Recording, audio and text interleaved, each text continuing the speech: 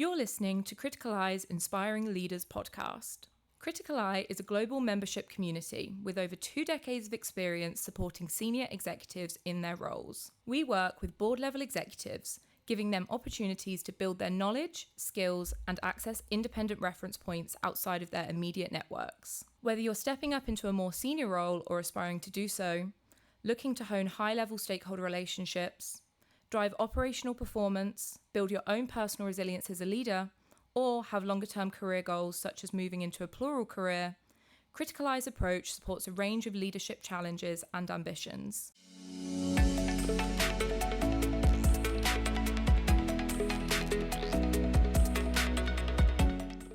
Hello and welcome to this episode of Criticaleye's Inspiring Leaders podcast.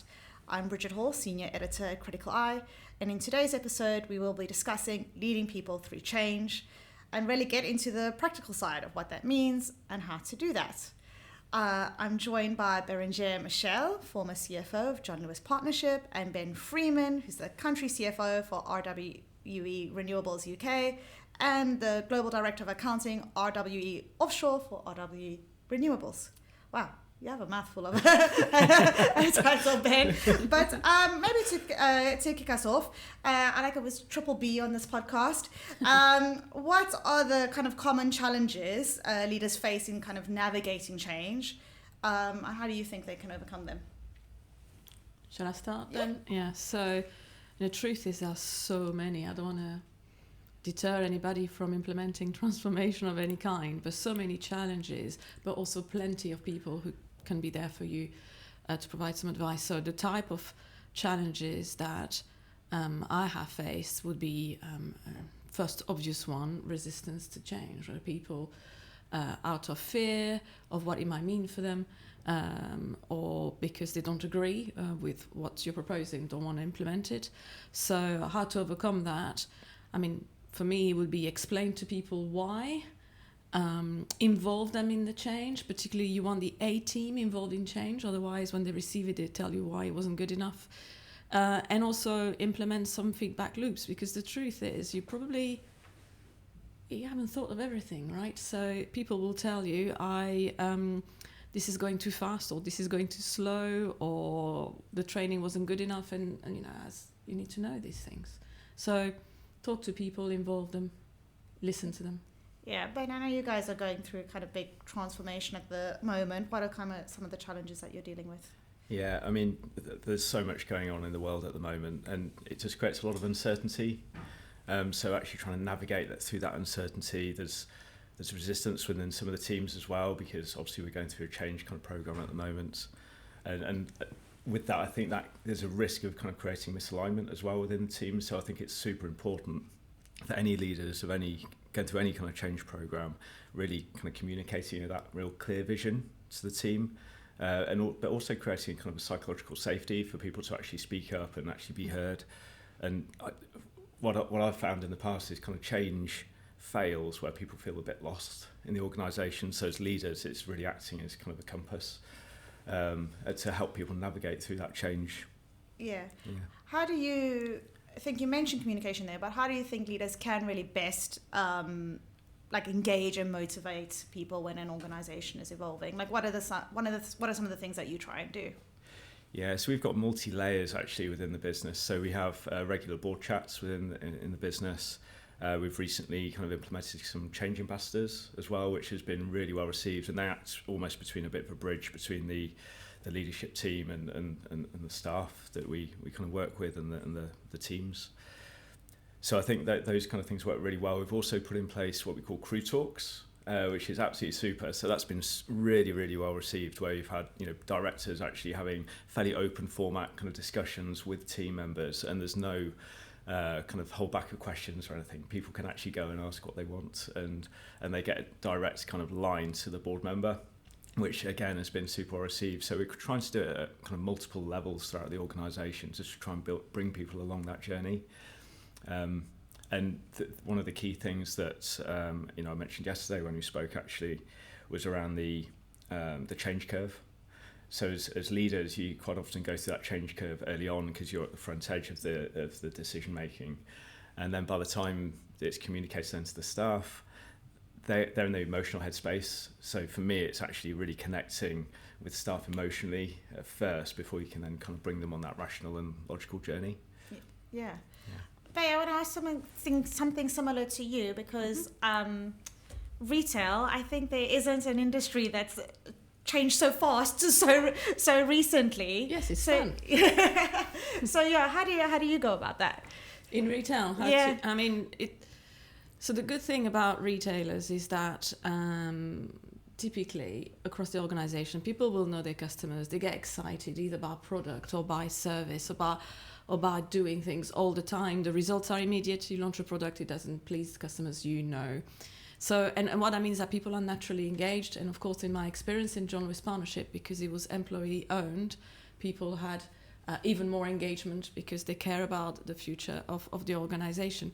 And there's a number of times where effectively you make the most of that culture in delivering the change. So, for example, people need to know the strategy and where you're heading, of course.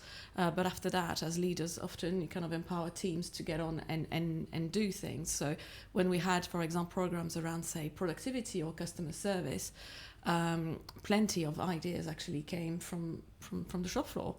When we had a need to improve, say, online conversion, so you come onto the website, do you actually end up buying? The strategy would say we need to improve our online sales through conversion, for example, and prominence on Google search. But how that happens, you leave it to the people in online and IT, and they get excited and they work themselves in agile teams, as they call squads, and they work out how to do it. So you tell people where you're heading, what you aim for, but you let them work out how they do it, and then you find they're far more involved and own the solution. Yeah. It's quite interesting with that, like, employee ownership bit in John Lewis. Do you get I imagine a lot of kind of resistance to that what the leadership team had in mind, and could you maybe talk a bit through that, because I think that's super interesting. On the contrary, I would say so. The two sides, I would say, very simplistically, of employee ownership is you have a critical mass, typically, of people in the organization who are very interested in the future of the organization and very embedded in the culture. So the positive side of that is that they will want to be involved, they will want the organization to improve, and it will be a sense of unity, I would say, like in it together. The flip side of that is that everybody's got an opinion on everything, so consultation can take a long time. And when you present, say, the result to your shareholders, their employees, I tell you what, they often know a damn lot more than you about the reality of what's happening in your business. So that's good, because you get live feedback, and that's also keep you on your toes, I would say. Yeah. Do you experience something similar with everybody having an opinion on everything when it comes to kind of making changes? Yeah, of course. You see it all the time in the organisation, to be honest with you. So in a leadership role, it's providing direction and clarity of structure and purpose within the organisation. But I think you do see team members actually having an opinion on where you need to go as well. I think leadership do need to listen to that. I think you do need to come down a layer or two layers within the organisation, because there's some real kind of good information that sits within the business, and actually trying to capture that and put it into the story and actually decision making. I think that really helps. But yeah, absolutely, we see that all the time. Yeah, kind of. I want a question to both of you. How do you go about then also preserving the culture? Because talking a lot about change, what are your kind of tips and strategies around preserving the culture in organisation? Maybe, Bay, you have some ideas. I mean, I would say, but the first one, as I mentioned earlier, would be use the best aspects of the culture to implement your change or your strategy. So if people are excited about selling and you have a strategy about growth, use that. I've given that example already. I would say live by it. So if your culture is principally about brand, when you go about prioritizing, say, capital spend for the sake of argument, then if you have no money that relates to customers or the essence of the brand, and it's all about cost savings, then you're betraying yourself. And the organization, a lot of people will not agree with the strategy, not Of course, your customers won't, but others as well. So there is something about a culture, and the values are not just posters on the wall, and actually living by it every day in a transformation. And then finally, I've got to say, there's some aspects of culture that are you want to change. Yeah. And it's important to have this type of conversation. So it could be, we want to move away from X or Y. This is the reason, but instead we will move to this. And so if your culture is strong, and I've experienced that in all my employers, the resistance to changing something because you're destroying who we are can be quite strong. And in fact, no, you just move to something else. So for example, John Lewis was a pioneer when he came to online growth. But of course, the brand was all about the service you were getting in the stores and the human, and still a lot of it is about that today. So when online grew, it was at the beginning the enemy, because it's not who we are. And in fact, yes, it can be, and look at the success it then made. So it was a lot about talking about what it would mean, explaining to people about training them. It was about changing the key performance indicators of the shops so that online counted towards it. I mean, there's plenty of things you need to do, but the culture of we're only about shops was not an aspect we wanted to keep. Yeah. Ben, do you have any thoughts? Yeah, I mean, culture really is, I mean, people have said this before, but culture is kind of the emotional kind of backbone of the organisation. And it really kind of shapes how people behave in the organisation and how they respond to change. I think as leaders, we kind of must actively kind of reinforce the values, whether that's through kind of storytelling. I mentioned the crew talks earlier, or the connection that we have with the teams, whether it's through company rituals, even how you go about preparing the pace of board memos and things like that. Some of these kind of little things that happen every single day kind of create that culture within the organisation. A strong culture for me provides decent stability, provides continuity as well. And with everything else shifting around you, that's like really valuable. So strengthening it becomes one of the greatest kind of assets in transformation. Yeah, I kind of almost want to ask the opposite now, because you touched on this. What about when the culture is bad and you need to make some significant change, and you guys are quite senior leaders in organizations? So how do you go about that? Because I think your examples there were great, because I presumed we already had like a really strong culture embedded. But what about when you have to go in and make some really like tough decisions around bad culture? So I gave us some example earlier, but I would add that in those instances where the culture might be toxic for whatever reason, I mean, it's easy to say, but it's never that generic everywhere anyway. But where there's particular aspects of culture you want to change, I think the tone for the top is absolutely essential. So for example, if you're talking about, we want a culture where people are jargon warning enterprise leader, but basically don't just look at their function but work for the organization as a whole, yet the executive team is completely divided. But quite frankly, the CEO needs to do something about that involves changing the culture at the executive team, or changing executive team members.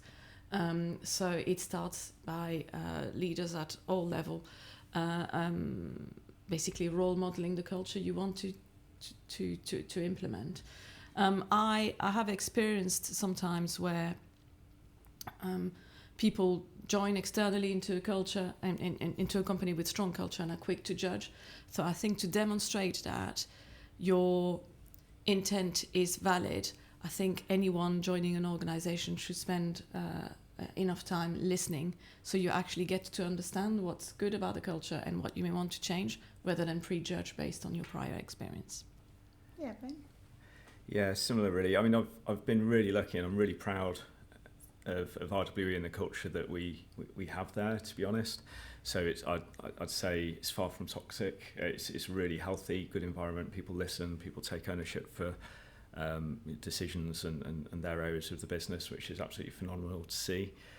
I think some of the stuff we've struggled with over the years is the energy industry is very typically high investment infrastructure capital kind of up front. That could be a 10-year lead time to actually build the asset, and then you've got 25 years, 30 years of running time as well.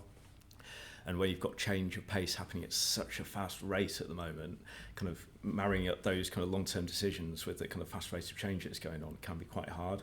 So I think the organisation, looking at that, the pace of change and what needs to happen, and kind of translate that into kind of long-term business decisions has been really key. The flow of information, the flow of board meetings, the flow of responsibility within the organisation has changed to kind of match that kind of dynamic. And it's worked really, really well. But it is, like you said, it's about turning up, it's being visible, it's creating the right kind of gates and processes and procedures to kind of enhance that and capture that and to make the right decisions. Yeah. Kind of wondering, in these kinds of situations, what role does kind of strong network or external reference points, like how do these perspectives help you and your decision making, maybe challenge assumptions, and kind of navigate the change? How have you leaned on your network? A lot. Well, for me, there's two ways. Firstly, is the knowledge that you gain by just discussing topics with others because they're experiencing similar things, but maybe in a different context, or they've had the scars, or they know great contact, or they would recommend a company, or whatever that might mean. But basically, the external focus that you get and just fresh mind, and you can get that through such things as Criticaleye, quite frankly, but also non-executive roles through reading and networking.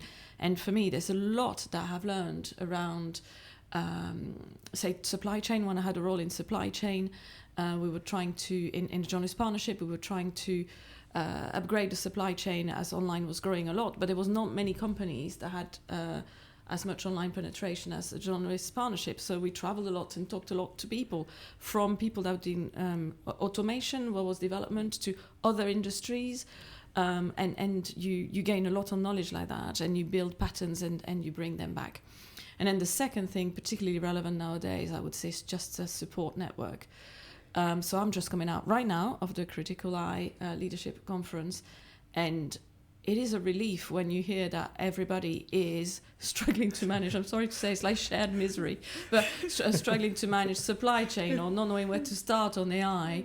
Obviously, it's not just shared miseries, it's shared conundrums, but, it's great. And basically you build a network, but also it makes you feel, supported and not isolated, and particularly in transformation when it's so hard, to keep going for so long, I think. Yeah, I couldn't agree more, Bay, to be honest with you. I mean, networking, it offers a different perspective. It challenges your own assumptions. I think it's so easy when you're with your peers and, internally and you're focused on the decisions within the company, that you actually have a kind of an echo chamber, and actually having that kind of external kind of counterpoint, if you like, prevents that echo chamber and actually helps build a bit of resilience. I think leadership is pretty lonely without a network, to be honest with you, and I certainly rely on Criticaleye for support. I rely on the network I've built through this, but also getting new information and keep kind of learning and growing to help kind of make you a better person and kind of stay grounded, I think. So external voices kind of keep you grounded and keep you growing. Yeah. I would also add the role of mentors and coaches in that. So in my career, I've had a number of mentors, a number of coaches, and typically coaches in particular for, say, 6 months at a particular stage of my career. So when you're stepping up or you're changing industry, or when it's something where basically you need somebody who will help navigate your own thoughts and hold a mirror. And then mentors are great because they really come up with pragmatic examples, but also they alleviate situations that to you might appear like the end of the world. They've already lived through, often, or know somebody who has, and they bring it back to reality and what's the worst could happen, and they give you tips. So I would really thoroughly recommend both. Yeah. I think one of the things I would say today was have your own personal board. And I love that. I feel like everybody should have that. Before we wrap up, I wanted to kind of touch on you as like individuals, as leaders. How do you think you've changed in your leadership style or your leadership philosophy to get the best out of people? And maybe like, what are some of the lessons that you've learned? Ben, I'm gonna get you to kick us off. Yeah, of course. How have I changed? I really value empathy, and for me, kind of leadership is about there's two different styles: warm or power, right? And there's times for both on a continuum from warmth to power. I naturally on the warmth side. So in times of change, I think you need a kind of a decisive nature, and quite often you actually need to not only have that decisive nature, but actually exert a bit of power alongside it as well. You know, if there's something that needs happening, we need to move in this direction, we need to change shift, dial up the power and go for it, and believe in your kind of capability and decision, and then bring the people with you. There's other times where you need to, dial down the power and then come in on the warmth side of things. And I think over the years in my management experience, I've kind of learned to kind of switch between the two quite deftly over time. I don't always get it right, and I don't think anyone anyone can do 100% of the time, but it does work. So for me, it's understanding where you are. Do I need to dial up the power, or do I need to kind of stay on the warm side of things? I'll give you a couple of examples. So at some point in my career, I moved completely out of finance. I was head of financial strategy in John Lewis Partnership, and I became head of or director of supply chain development in the John Lewis division. And so that was a pivotal time for my personal development, because I moved from having had a career in finance, which quite frankly you're kind of the expert in the room, to join an operation area. I didn't know much. I knew some, but not much about retail. And it was about strategy and program management and change management. And so it developed me in a number of ways, but the biggest one was that effectively you learn to use your style and your transferable skills rather than your technical expertise. And at the beginning, it's really worrying and exhilarating in same measures, because you're learning so much, but at the same time feel a bit like a fraud. But the development you gain from that, and effectively you learn to empower a lot more because others know you know a lot more. And then the second thing I lived through, so I was looking after the customer-facing areas of Waitrose and John Lewis during the pandemic, and it was intense for a number of reasons that many of you will understand. And I felt a duty to always be on, because I didn't want to let people down, particularly people that were facing customers that were out in the street before the vaccine existed, and effectively, to some extent, were putting themselves into danger. So I felt an enormous duty, and therefore I was always on. A few weeks in, I was very close to burnout, and I was not at my best self. And we sat down with my leadership team at the time, who were in the same situation, and we agreed some simple mechanism to allow us to cover for each other. I took on hiking at the time, so little things, all kind, but basically you kind of I learned a lot about vulnerability at that time, and I learned a lot about the triggers, like what makes me be the person I don't want to be, and how do I step away from that. Thank you. Yeah, and I great story, Bay. Really good story. I mean, it's about authenticity, kind of adaptability, and I think clarity matters most, apart from anything else.